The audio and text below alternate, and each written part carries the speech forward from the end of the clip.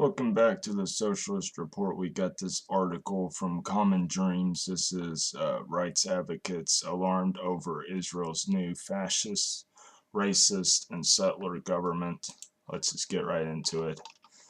This article is written by Jessica Corbett. The occupation and apartheid in the occupied Palestinian territories have made Jewish supremacy the de facto law of the land, and the new government seeks to adopt this into their official policy, groups warned. Global concerns about the new Israeli government, especially what it means for Palestinians, continue to grow Thursday as Benjamin Netanyahu took the oath of office to again serve as prime minister, this time leading the most far-right and religiously conservative coalition in the country's history. The embattled leader was sworn in a 63-54 vote of confidence in his new government by the Knesset, Israel's parliament. He has appointed 30 ministers and 3 deputy ministers from his Likud party, as well as Noam Otzma Yehudit, Jewish Power, Religious Zionism, Shas, and United Torah Judaism. It is already clear that the emerging coalition will be disastrous for human rights between the Jordan River and the Mediterranean Sea. The coalition finalized Wednesday features a mix of an ultra-Orthodox and right-wing bloc, with some of the most right-wing politicians we've seen. Al Jazeera's Sarah Kaharit reported Thursday from West Jerusalem as protesters gathered. They were on the fringes of politics, and now here they are on the main stage. Some ministry appointments were only possible because of a pair of laws passed by the Knesset on Tuesday, one enabling Aryeh Deri Ashaz to serve as Minister of the Interior despite his recent tax fraud conviction, and another allowing religion Zionism's Bezalel Smotrich to take on multiple posts. These laws dovetail with Netanyahu's own attempt to escape potential liability for his long-running corruption bribery trial, wrote Mondowei's Jonathan Ophir. If such exceptions can be made for Smotrich and Deri and cemented in a law, this paves the way for the same being done for Netanyahu when the need arises. Alright, so a thought on this. It's clear. Anybody that doesn't acknowledge the even you can even tell that the Israeli government is an apartheid state just through the mainstream media. You can even tell that, no matter how the mainstream media pushes the narrative that Israel is in the right or they don't want to take sides. Israel's government has been hawkish towards the Palestinians. They want a Jewish ethnic state, and that's clear. And this far-right government is just going to be that much more dead set on a Jewish ethno-state. Another controversial pick is Otzma Yehudit's Ithamar Ben-Gvir, the new national security minister, who in 2007 was convicted of incitement to racism against Arabs and supporting a terrorist organization. As Common Dreams reported last week, the government reached a deal to lift the ban on parliamentary candidates who incite racism. In a joint statement Thursday, several advocacy groups said that it is already clear that the emerging coalition would be disastrous for human rights between the Jordan and the Mediterranean Sea. Previous Israeli governments have already entrenched military control over millions of Palestinians, severely harmed their human rights, and made the possibility of a just future more difficult, they continued. The senior figures in this new government have made it clear that they intend to exacerbate this trend and advance dangerous measures. And another thing, the United States must stop sending weapons to Israel, and they must stop funding Israel's apartheid of their genocide of the Palestinians. And the United States needs to recognize Israel as an apartheid state. But both political parties support the genocide of the Palestinians because both parties are anti-Muslim. Previous Israeli governments have already entrenched military control over I already read that. The organizations include Adalah B'Tselem, Breaking the Silence, Peace Now, and Physicians for Human Rights Israel warn that the occupation and apartheid in the occupied Palestinian territories have made Jewish supremacy the de facto law of the land, and the new government seeks to adopt this into their official policy. As the mask slips away, we will continue to stand firm to protect the human rights of the most vulnerable population in the region, the groups concluded. We call on everyone for whom the future of this place is important to stand together with us, warning of the coalition's determination to hurt the vulnerable, discriminate and withhold medical care from migrants, Palestinians, and queer people. PHRI declared in a series of tweets Thursday that it's time to resist. On the eve of his inauguration, Netanyahu had laid out the new government's agenda and made clear that expanding illegal settlements in occupied Palestinian territory is a top priority. The Jewish people have an exclusive and unalienable right to all parts of the land of Israel.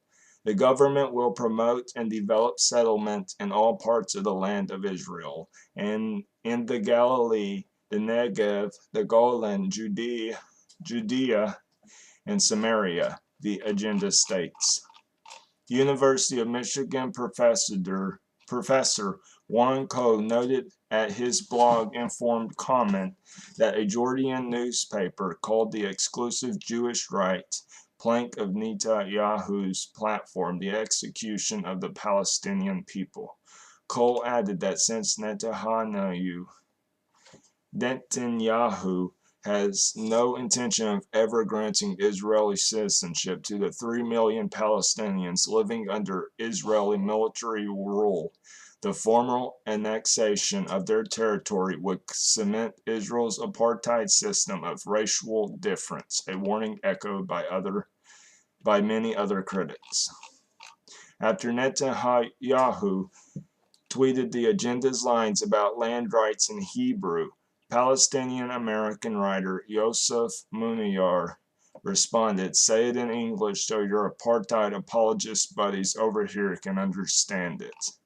Muniyar also highlighted the silence of the United States government on the matter, while U.S. Ambassador to Israel Tom Nides congratulated Netanyahu and proclaimed, "Here's to the rock-solid U.S.-Israel relationship and unbreakable ties."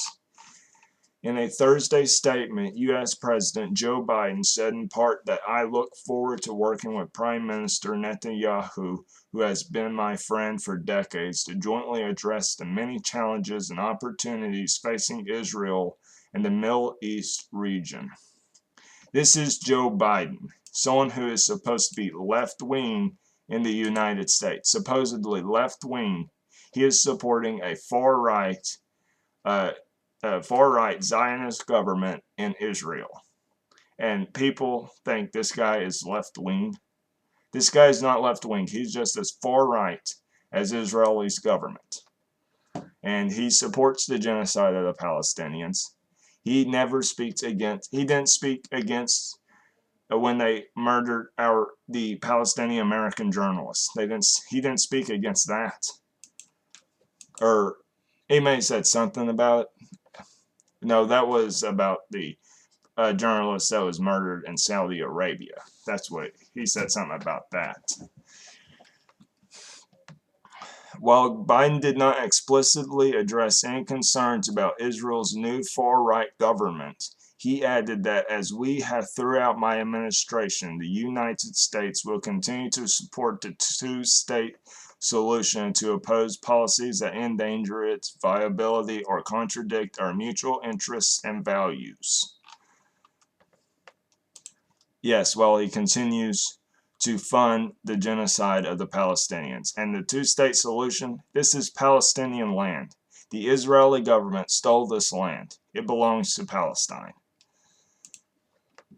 In a Twitter thread, Sina Tosi of the Center for International Policy noted that the United States government has long turned a blind eye to human rights abuses committed by its allies, and asserted that the new Netanyahu government in Israel will make the U.S. double standard on human rights even more blatant and egregious. Philip West wrote Thursday for Mana West that the defending silence from some U.S. Zionist organizations shows that they are clearly upset that Netanyahu ignored calls not to move forward with a coalition that includes fascistic and racist, messianic, convicted criminals because it would damage U.S.-Jewish relations and provide ammunition to anti-Zionists. West also highlighted that the leading Jewish anti-Zionist group leaped on the new Israeli government today to catalyze Jewish support for democracy in Israel and Palestine. As he pointed out, Judith Butler of the U.S.-based Jewish Voice for Peace said that the political conflicts at Jewish dinner tables across the diaspora are a sure sign that the consensus on the democratic character of the State of Israel has broken apart. Butler continued, the new government in Israel has proved to be the most shamelessly racist in its history. Yes, but racism has been there from the beginning, a founding credo. Of course, it is good that we are shocked by Israeli racism, now increasingly shameless, for the world should not be this way. And yet many of us are coming late to this sense of shock and outrage. It is time to act now, knowing that it has been time to act for a very long time. The United Nations Office of the High Commissioner for Human Rights announced earlier this month that 150 Palestinians have been killed in the occupied West Bank by Israeli forces so far this year, including 33 children, the region's highest death toll since the UN started keeping track in 2005. 3 UN special rapporteurs condemned the surging violence by Israeli forces and settlers, along with the unlawful occupation more broadly. Illegal settlement poses a corrosive threat to Israeli society as a whole, they said, and unless Israeli forces abandon this dominant settler mindset and rightfully treat Palestinians in the occupied territory as protected persons, Israel's deplorable record in the occupied West Bank will likely deteriorate further in 2023. The experts added that no peaceful settlement can be pursued under Israel's repressive occupation, a reality that should be a wake-up call for all decision makers. This post has been updated with a comment from U.S. President Joe Biden and Sina Tosi. All right, then. So that concludes this video. Thank you for watching, and of course, Palestine must be freed, and United States must end their funding of the apartheid state in Israel. We must stop sending weapons and stop sending aid to the Israeli government. But that concludes this video. Thank you for watching, and really just screw both parties for their Islamophobia and their anti-Palestinian rhetoric. See you in the next one. Peace out. This has been the Socialist Report.